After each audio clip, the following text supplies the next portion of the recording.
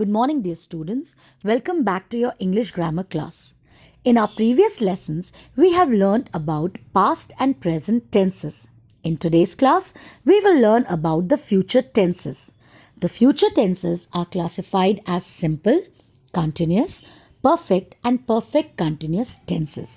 Let us learn about them. The simple future tense is used first to predict a future event. For example, I will visit the Big Ben when I visit London next month. Here, we are just predicting an event which is likely to happen in the future. Next is to talk about something that is not so certain to happen. For example, I think he will call me later. Here, the certainty of the action happening is not strong, but we are hopeful that it will happen in the future. Next is to make promises or express willingness to do something in the future. For example, he will fix the car tomorrow. Here, there is a promise of the person fixing the car in the coming future. Next is to make a sudden decision. For example, I will make some tea. The decision of making tea is sudden and was made on the spot.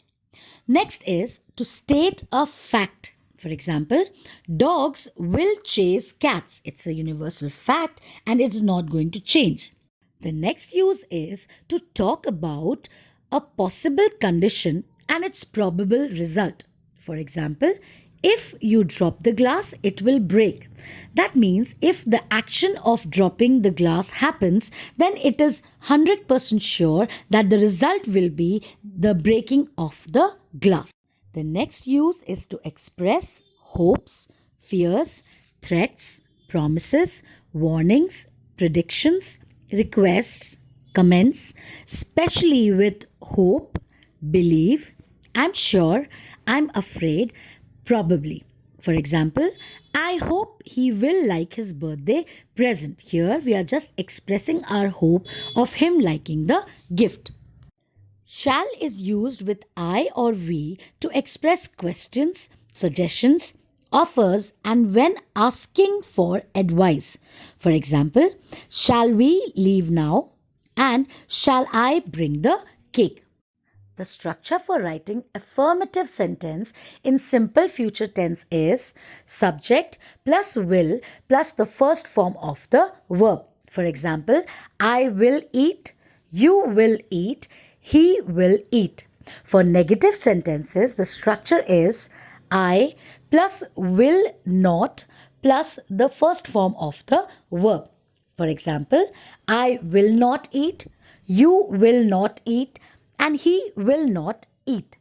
For interrogative sentences, we begin with will plus the subject plus the first form of the verb and the sentence ends with a question mark. For example, will I eat, will you eat, and will he eat?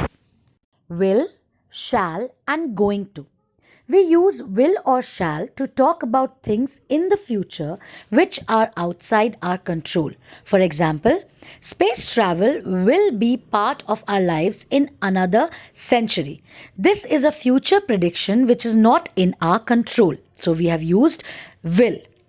We use going to talk about intentions or to predict an event that shows clear signs of taking place in the present. For example, the sky is very dark, it is going to rain. Here we are predicting an event that is clear that because of the darkness of the sky, we are sure that it is going to rain. That will be all for today's class and we'll continue the chapter tenses in our next class.